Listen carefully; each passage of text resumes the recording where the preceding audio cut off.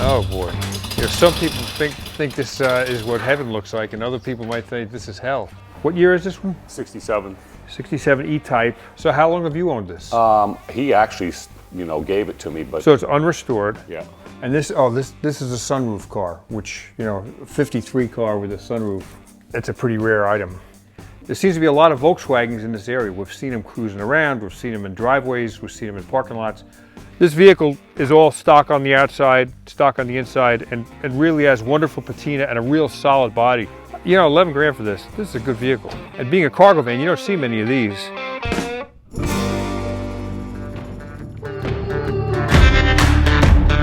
Hi, this is Tom Cotter. I've been hunting down cars since I'm 12 years old, and I'm still doing it today. Follow me in this series as we hunt down hidden classics all across America.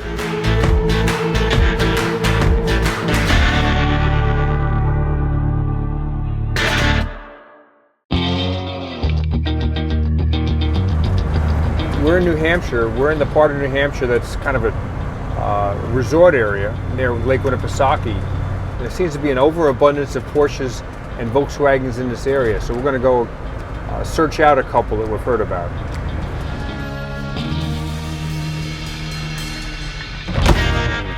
I'm going to go inside here and tell him we're going in there. We're with Randy Courier, who has a foreign car repair shop in Holderness, New Hampshire. And he's invited us into kind of his little stash, his little collection of cars that he owns personally. And this is a car that's pretty intriguing. He's going to allow us to take a look at it. It's what year is this one? 67. 67 E-Type Roadster. And you got a little bit of history with this car, right? Yes, I do.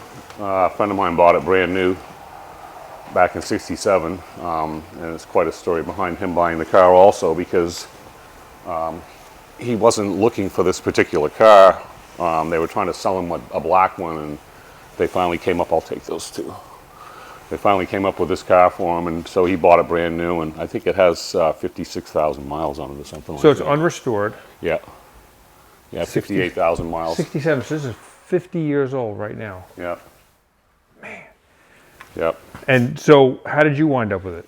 Well, my friend was an attorney, and we used to sell gas out front here, and he drove in one day before I knew him, and I was 15 years old, and so I went out and I was pumping gas, and there was a really nice looking lady sitting in the driver's seat, and I just said, you know, really nice car. He goes, do you want to sit in it? And I said, no, I'd like to drive it actually. And so I took him for a ride from here to Ashland, about 5 miles away, you know, around 100 miles an hour, and came back, and he said, you're not going to have a license very long, son. And I said, well, I don't have one yet. So we got to be pretty good friends, and then turns out that he knew my mother from many years ago when they had a farm up here on Al Brook. So yeah, Harry's a very unique guy.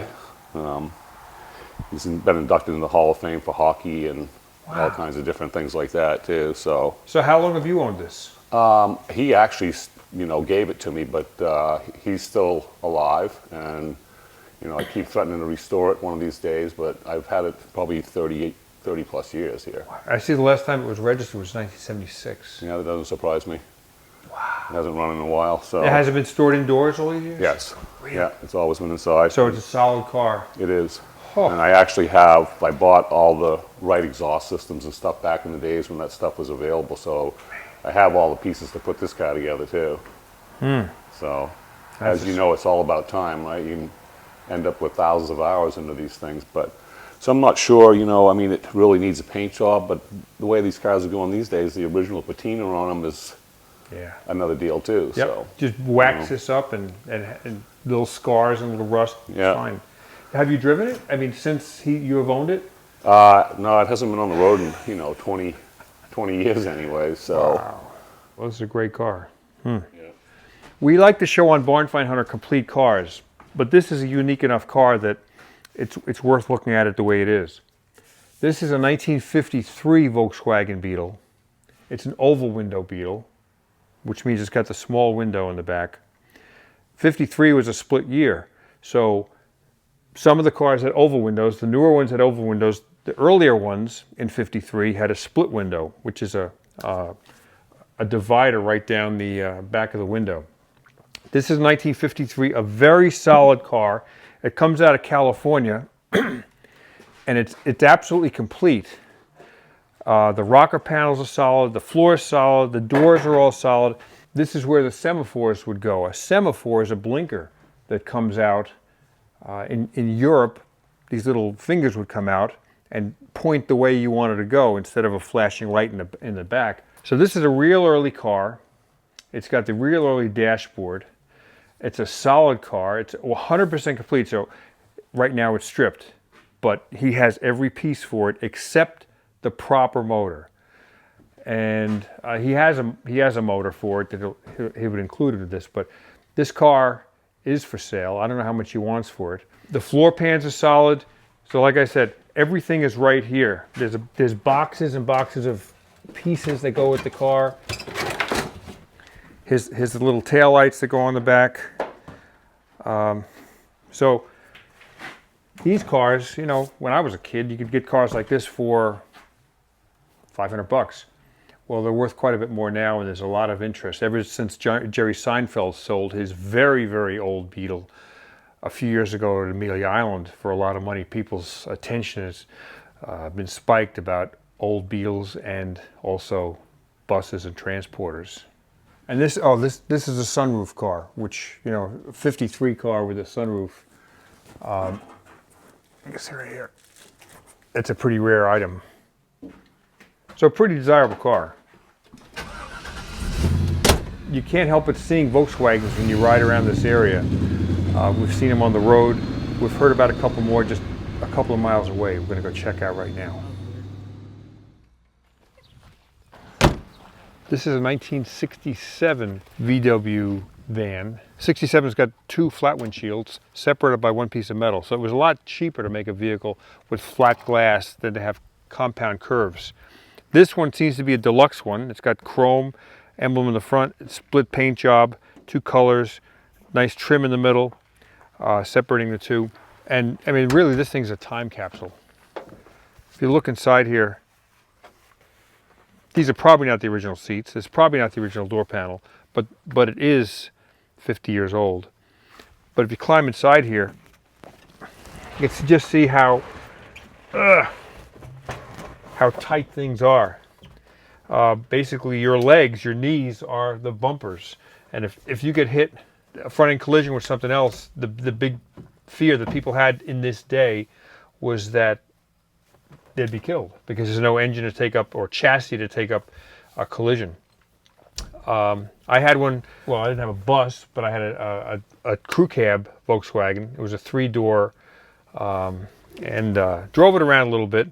Not much though, but they're great vehicles. It's very nostalgic to drive something like this. It's, you know, really brings back memories of the old days when you know, gas was 25-30 cents a gallon. And I have a funny story. I once borrowed my friend's, actually he's my brother-in-law now, Bob Mead. I borrowed his Volkswagen van in high school to go out to lunch and ran out of gas and coasted into a gas station, across the median into a gas station, and I had 15 cents in my pocket, and I bought 15 cents worth of gas, and that was enough to get me back to the high school parking lot. So it tells you the gas mileage these things got, and also the cost of gas back in the day.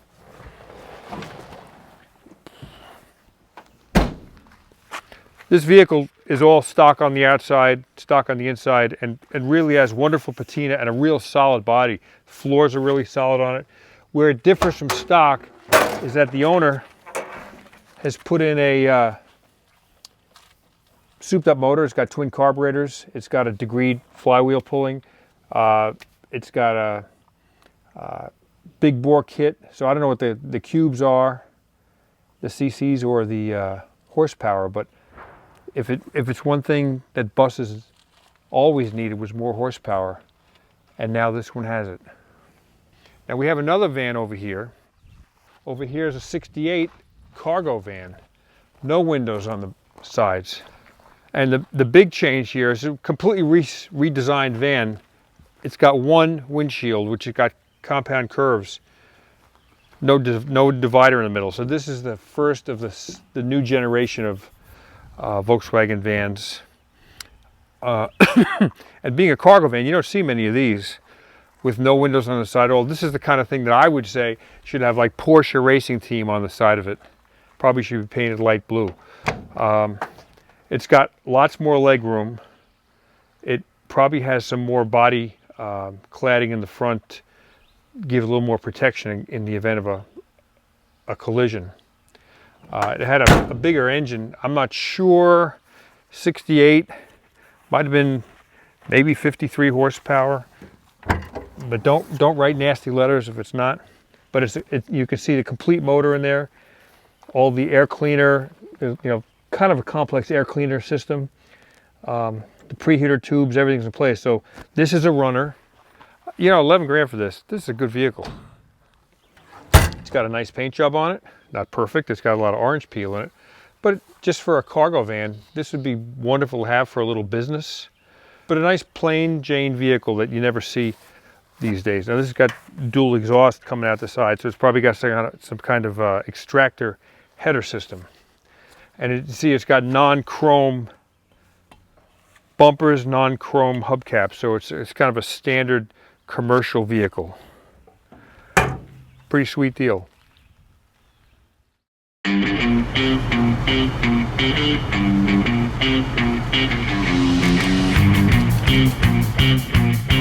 I love atlases. I gotta tell you, I like GPS. To me, a GPS is a tool. An atlas is a pleasure to me. This is from 2008. I bought it at a truck stop. It had a heavy plastic cover. And even though the pages are coming apart, it's like the family Bible. I don't want to get rid of it. So I like to see where I'm going and how I'm getting there, as opposed to just getting there, which GPS does a good job of. But this way I can pick out where I want to go. And since I want to look for old cars, I don't want to take the interstate, so it looks like Highway 101 and 9 going to Brattleboro is probably going to be the best route to go through some rural areas and through some small towns. So that's where we're going to head now. We're driving down this road 101, heading westbound, and just saw a couple of interesting cars in this guy's driveway. We'll have to check it out, right? One definitely looked like a dune buggy behind the garage. I can see the headlight of it. I don't know what those cars are, but they're wrapped up tightly, so I'm going to knock on the door and see what the deal is.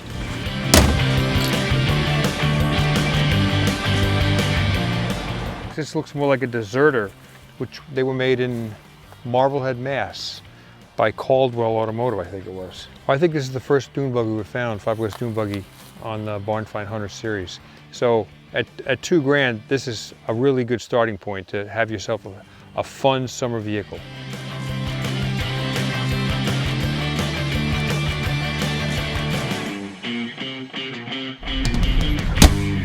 Before I go on a barn finding adventure, I go on Facebook and just say, I'm going to this area. Does anybody have any leads that we can follow up on old cars, neglected and forgotten? So I put out a note recently on Facebook, going to New England. Does anybody know of any cars we should follow up while we're in town with the Hagerty crew? And so my friend Rick Carey responded to that and said, you know, I have a friend who recently passed away, and there's a lot of projects left over that he didn't get time to finish. Maybe you'd be interested in coming up and seeing those. And that's how we wound up here. Okay. Well, you lead the way. You're gonna make me lead the way. Okay. Yeah. All right. I have a flashlight. Uh-huh. So we come down here. Wow. All right. What do we got here? Oh boy.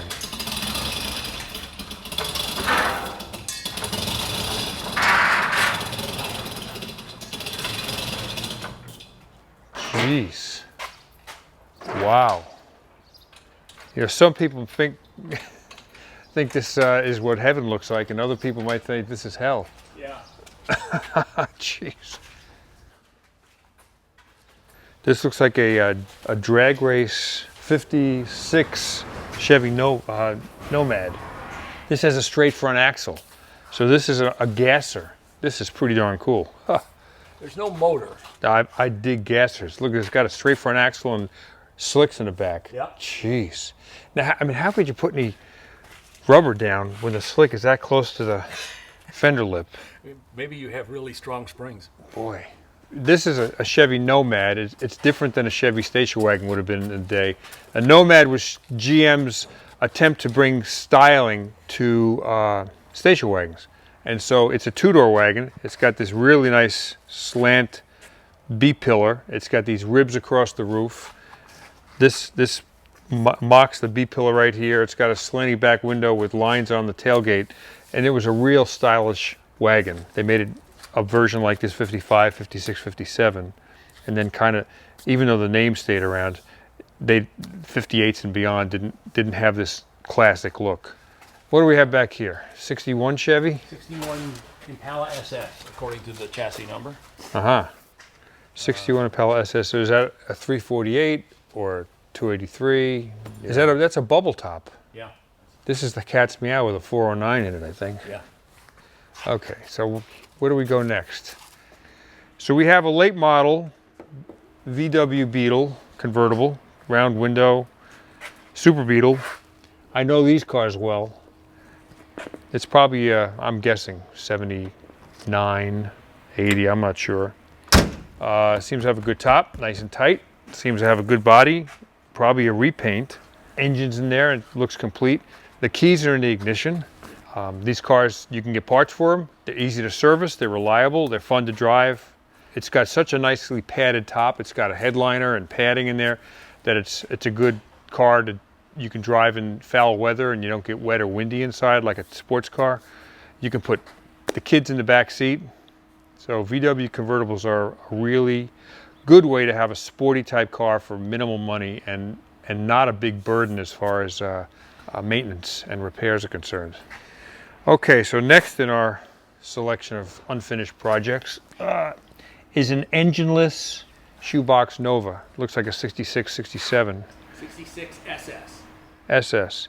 It's got late model Corvette wheels and it's got rack and pinion steering, I noticed. So this thing has been modified somehow. I wonder if it's got an independent rear.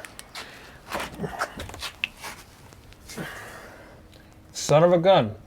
It's got a Corvette independent rear. 4-bar link suspension in the back here. Somebody did a nice job with this thing. It's got welded reinforcements onto the unibody. Front suspension A-arms. It's got disc brakes. It looks like traction bar mounts. That's a pretty cool car. I mean, so this is a Corvette in Nova clothing. That could be a neat car. Boy, just put a healthy little 327 in there or LS. Wow. So this is a Bricklin, what is it, S1? SV1. Safety Vehicle 1. Safety Vehicle 1. And these were made by a guy named Malcolm Bricklin, who made a name in the auto industry by bringing Subarus into the United States 45 years ago or something. Little tiny Subaru 360s. Little tiny cars, and when people didn't buy them, he turned them into go-karts and you could rent. He'd put them in first gear and you could race around go-kart tracks and race the Subarus because he couldn't sell them any other way. But then he built his own car, and this is it, SV1, out of fiberglass. You can see the problem with these cars is the fiberglass becomes delaminated and starts warping in temperature. So these gull-wing doors start lifting up. Now, ironically, it's a safety car, supposed to have been built with internal roll cages and very strong structure, but if it went on its roof, I don't know of a way to get out of this car because the gull-wing doors have to come up. If it's on its roof, they can't come up. Funny story about Bricklins. A friend of mine in North Carolina, Phil Barringer, had some extra money back when these were being built. And he said to his new wife, he said, honey, we should go broke buying that car because it's going to be worth so much money one day that we can't lose. So he bought the car, brand new. It's got 30 miles on it still, and he still has the same wife, but he still has this car sitting in his garage and he can't get what he paid for it new 40 years ago. So they never really went anywhere. That's a pretty nice thing. These have a bad habit of rusting out. You know, it looks like it would be a fiberglass car, but it's actually metal. We can't find a a number plate on here that will give us the year of the car, but it's probably a 74, 75. I'm not really an expert on the years of these cars, but Volkswagen things are great cars. They look like dune buggies. They're really not, but they have a metal body. Most dune buggies are fiberglass. This one's metal, so they're very prone to rust. This one seems to be in amazingly good shape. It looks to have new paint underneath layers of dust. Inside here, it's got all the side curtains. I guess there's a convertible top and seats in here. It has an engine, which I suppose is the original motor. It's got a VW motor, and it's absolutely complete with all the air cleaners and hoses. Looks to be a good car. I would own this car. I mean, except for this dent, which probably happened during storage. The body looks to be solid, complete, and well painted all around.